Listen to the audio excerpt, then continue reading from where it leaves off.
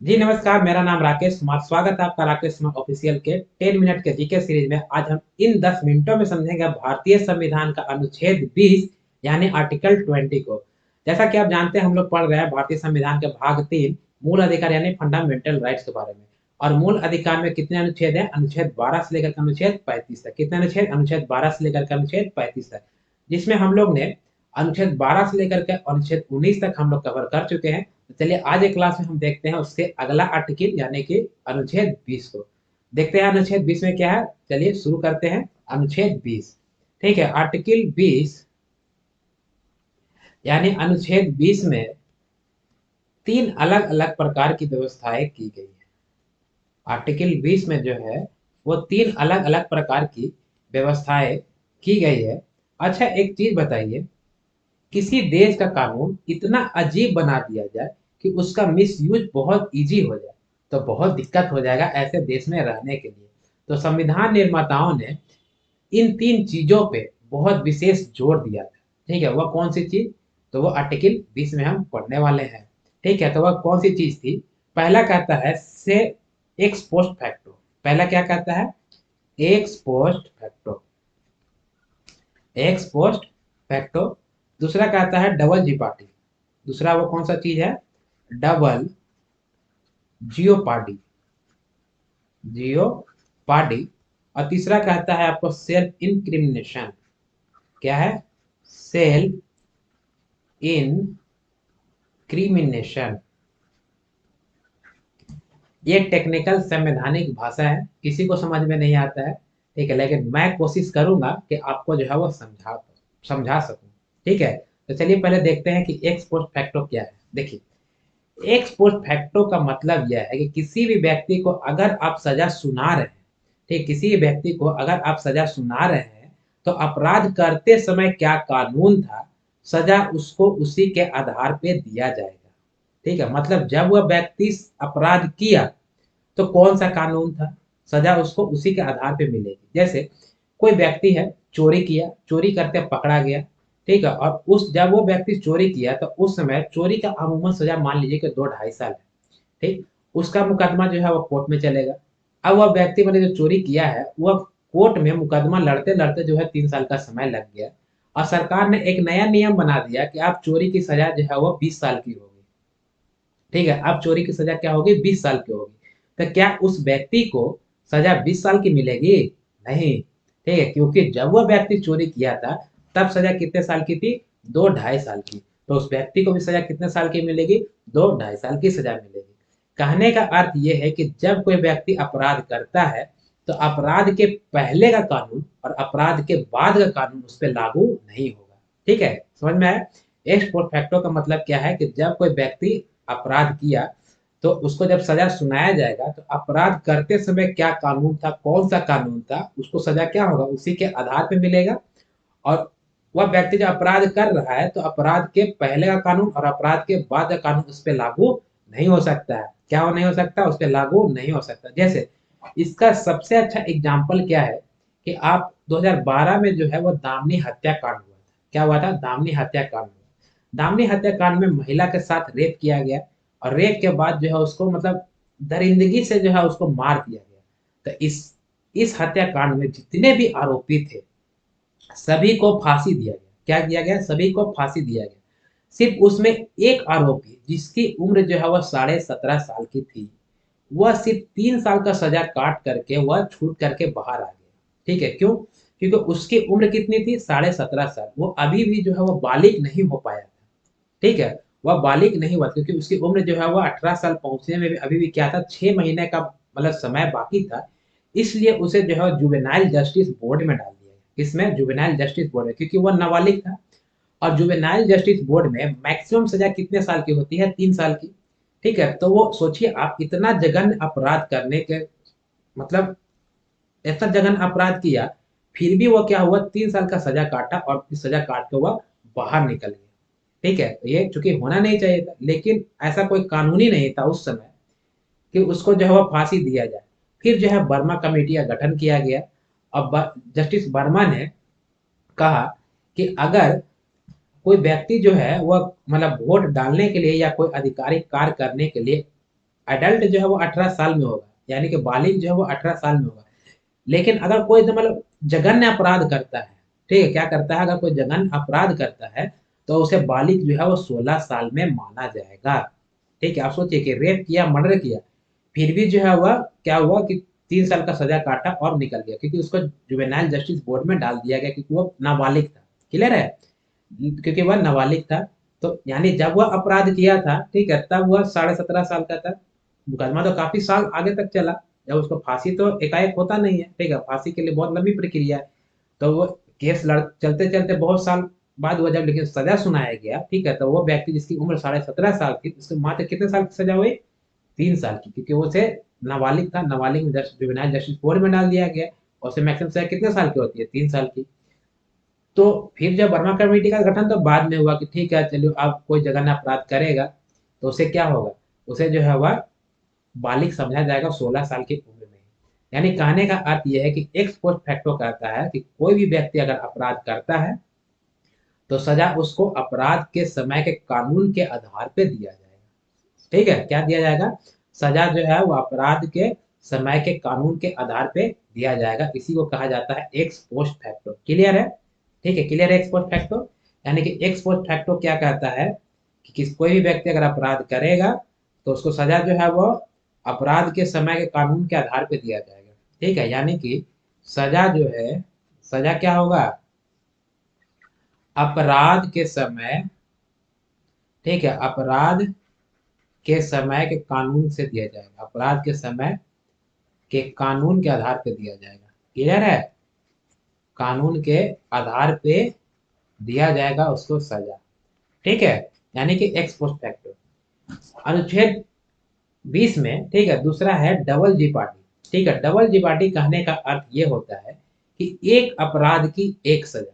ठीक है, क्या? एक अपराध की एक सजा। इसका फिल्मों में बड़ा दुरुपयोग दिखाया जाता है। फिल्मों में दिखाया जाता है कि आप एक मर्डर कीजिए या 2 मर्डर कीजिए, सजा बराबर हो। ऐसा नहीं है। ठीक है, ऐसा नहीं है। सपोज कीजिए कि आप किसी व्यक्ति को जो है, मतलब कोई चोर है, वो किसी व्यक्ति का जो है वो सामान छीन लिया। ठीक है, और सामान छीनने के बाद जो उसका मर्डर कर दिया। ठीक है, सामान छीनने के बाद क्या किया? उसका मर्डर कर दिया। तो उस पे जो है वो 2 धारा लगेगी। पहला क्या? डकैती का धारा। ठीक है, तो उसके लिए सजा मिलेगी। फिर जो है मर्डर का धारा। ठीक है, फिर यानी उसके लिए सजा मिलेगी। सपोज मानिए कि डकैती का जो है सजा 7 साल है और मर्डर की सजा उसको फांसी है। तो उसको ऐसा नहीं कि डायरेक्ट जो है फांसी ही दिया जाएगा, ऐसा नहीं है। पहले उसको 7 साल का सजा उम्र कैद का मतलब सुनाया गया है, तो उम्र कैद की सजा काटनी होगी। उसके बाद 7 साल के बाद उसको क्या दी जाएगी? फांसी दी जाएगी। यानी डबल जीपार्डी कहता है कि आपको एक अपराध की एक सजा मिलेगी, यानी कि आप जितने अपराध करेंगे उतने ही सजा आपको मिलेगी। ठीक है, उतने ही सजा आपको मिलेंगे। जैसे किसी महिला से जो है वह पहले छेड़खानी करता है, फिर उसका जो है सामान छीन लेता है, फिर उसका रेप कर देता है, फिर उसको मतलब मर्डर कर देता है। तो यहाँ पर कितना ये किया? अपराध किया है 4। पहला छेड़खानी किया, दूसरा डकैती किया, तीसरा रेप किया, चौथा मर्डर कर दिया। तो यहाँ पर उस अपराधी को जो है वो 4 धाराएं लगेगी। ठीक है, जो जो धाराएं इसके अंडर में आएगी वो सभी धाराएं उन पे लगेगी। और चारों अपराध के लिए जो है वो 4 सजा उसको दी जाएगी। यानी कि आप जितने अपराध करेंगे उतने सजा आपको मिलेगी। ऐसा नहीं कि एक मर्डर किए तो अगर एक मर्डर का अगर सजा जो है वो 10 साल का है और 2 मर्डर करेंगे तो भी सजा जो है आपको 10 साल ही होगा, ऐसा नहीं है। ऐसे क्या होगा? एक मर्डर का सजा अगर 10 साल है तो 2 मर्डर का सजा क्या होगा? 20 साल होगा। क्लियर है? डबल जीपार्डी क्लियर है? यानी कि एक्स पोस्ट फैक्टो में कहा गया कि सजा किसी व्यक्ति को अपराध के समय कानून, मतलब अपराध के समय जो कानून था उस कानून के आधार पे दिया जाएगा।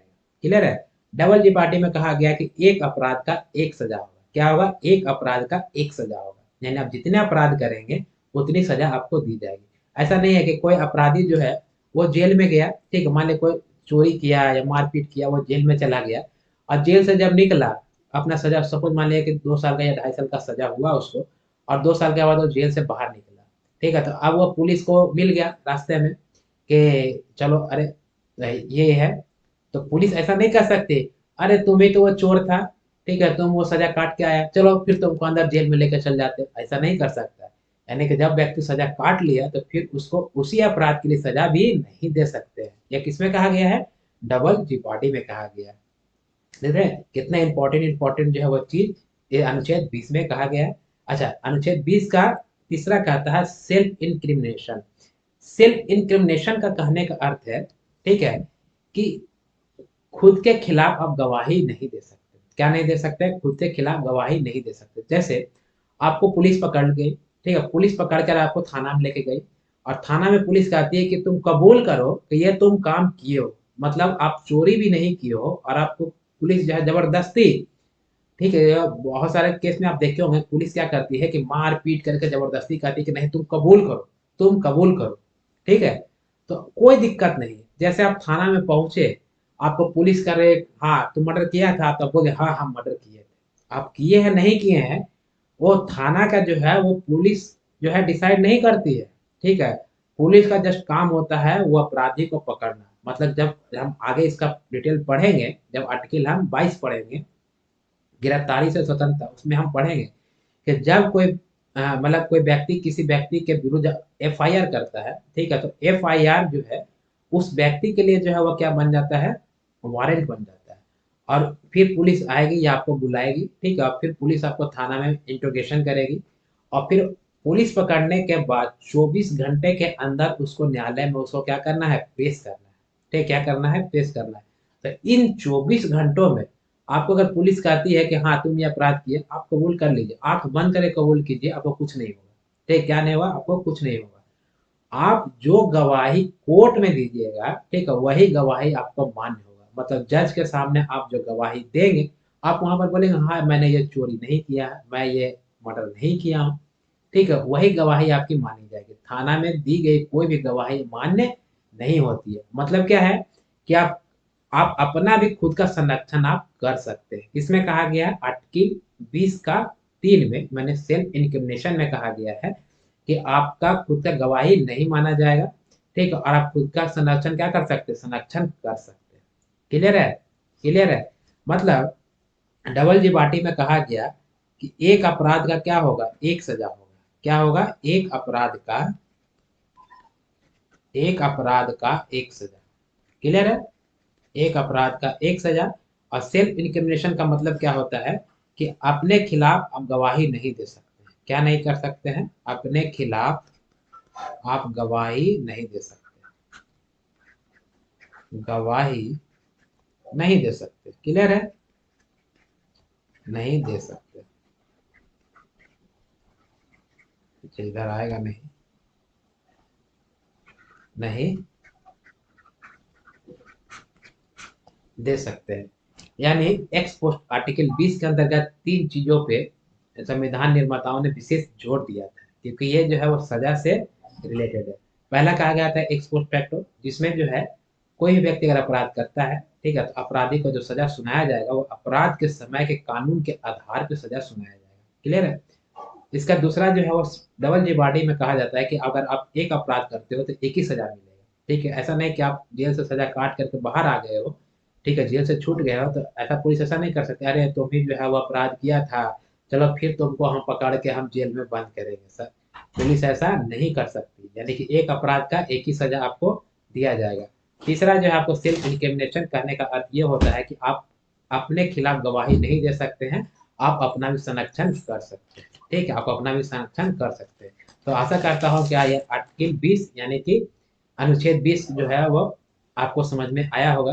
तो चलिए हम एक बार रिवाइज कर लेते हैं कि इसके पहले हमने भाग 3 के अंतर्गत कौन कौन से आर्टिकल हम पढ़े हैं, ताकि आपका भी रिवीजन हो जाए और आपको वो चीज याद आ जाए। ठीक है, तो चलिए हम देखते हैं कि इसके लास्ट क्लास में हमने क्या क्या पढ़ा था। ठीक है, तो भाग 3 के अंतर्गत जो है वो कितने आर्टिकल हैं, आर्टिकल 12 से लेकर के 14 तक, सॉरी आर्टिकल 12 से लेकर के 35 तक। ठीक है, भाग 3 में, यानी भाग 3 में क्या है, मूल अधिकार। और मूल अधिकार के अंतर्गत कितने आर्टिकल है, तो आर्टिकल 12 से लेकर के 35 तक। तो 12 में क्या था, ठीक है, मूल अधिकार का परिभाषा दिया गया था। क्या दिया गया था, परिभाषा की राज्य किसी व्यक्ति के मूल अधिकार को क्या करेगी, रक्षा करेगी तथा उसको प्रदान भी करेगी। अनुच्छेद 13 में बोला गया था अल्पीकरण।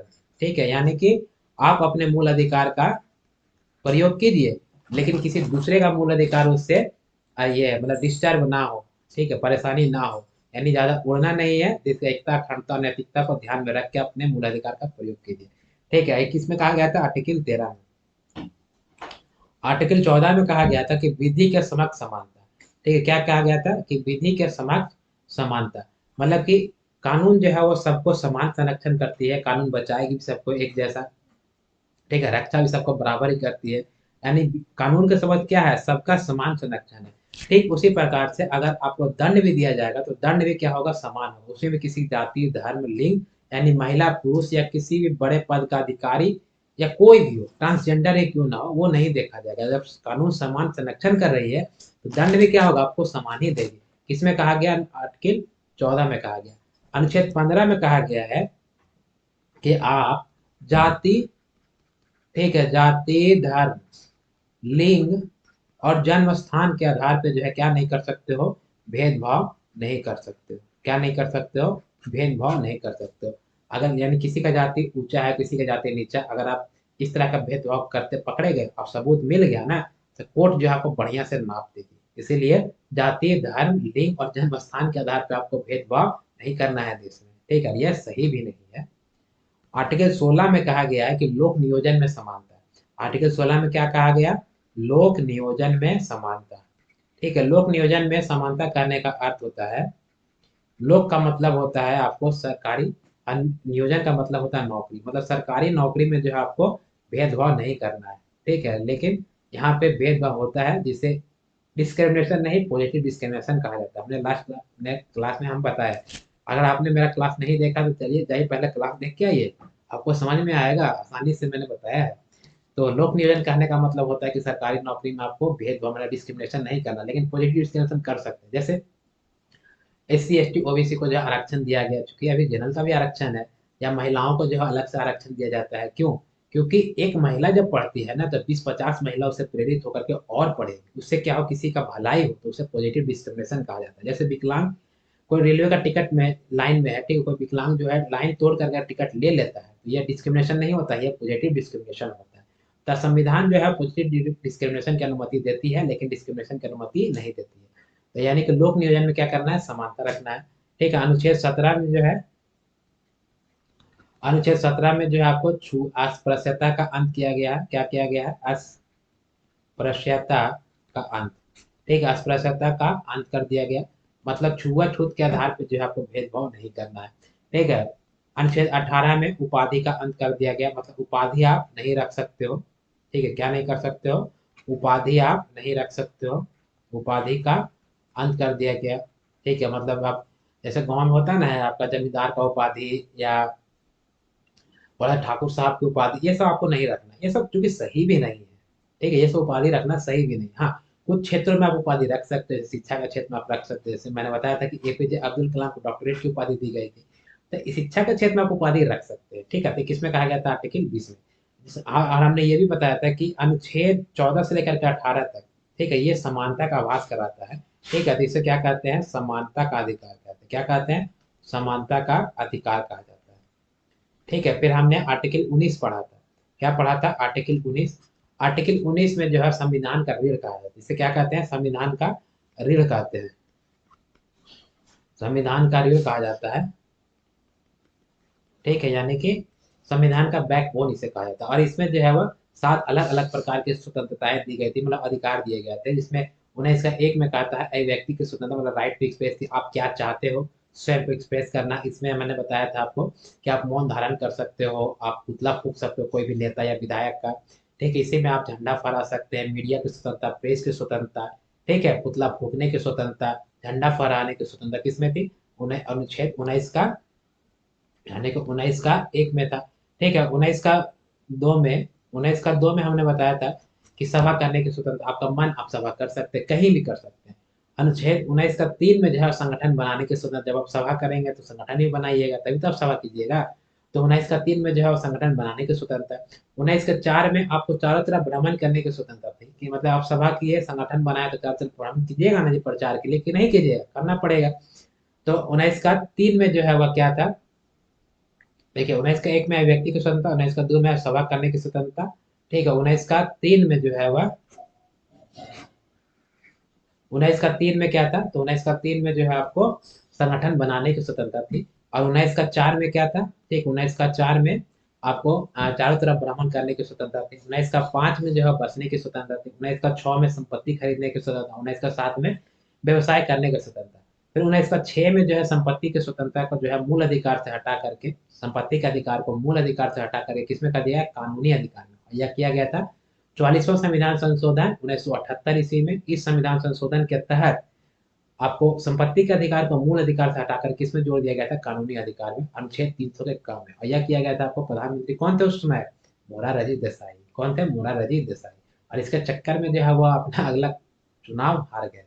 ठीक है, तो आज हमने पढ़ा अनुच्छेद 20 और हमने पीछे के सारे अनुच्छेद जो है वह रिवीजन भी किया।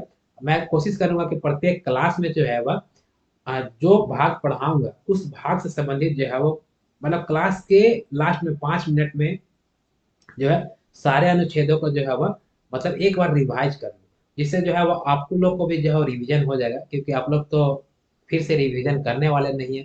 तो ये जिम्मेदारी मैं अपने ऊपर लिया कि जो है मैं ही जो है रिवीजन करूंगा, जिससे जो है आपको भी रिवीजन हो जाएगी। तो क्लास को पूरा देखिए, देखते रहिए और सीखते रहिए। ठीक है, हमने आज पढ़ा अनुच्छेद 20। ठीक है, आशा करता हूँ कि अनुच्छेद 20 आपको समझ में आया होगा। अगर मेरे क्लास में किसी प्रकार का कोई डाउट रह जा रहा है तो आप कमेंट बॉक्स में कमेंट कीजिए, मैं कोशिश करूंगा आपके डाउटों को जो है वो क्लियर कर पाऊँ। तो फिर मिलते हैं अगले अनुच्छेद, यानी कि 20 तक हम पढ़ चुके हैं, तो अगला अनुच्छेद अनुच्छेद 21 में।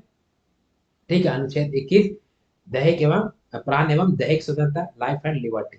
ठीक है, तो हम फिर मिलते हैं नेक्स्ट क्लास में। तब तक के लिए जय हिंद, जय भारत, नमस्कार। हाँ, अगर आपने मेरा चैनल को सब्सक्राइब नहीं किया है तो पहले जाकर चैनल को सब्सक्राइब कीजिए, क्योंकि मैं आप लोगों के लिए इतनी ज़्यादा मेहनत कर रहा हूँ, तो आप लोगों की भी जिम्मेदारी बनती है कि आप चैनल को सपोर्ट कीजिए। और क्लास अच्छा लग रहा है तो लाइक कीजिए, अच्छा नहीं लग रहा है तो डिसलाइक कीजिए। ठीक है, आप अपने परिवार को, दोस्तों के साथ ये क्लास को जो है शेयर कीजिए। फिर मिलते हैं नेक्स्ट क्लास में। नमस्कार।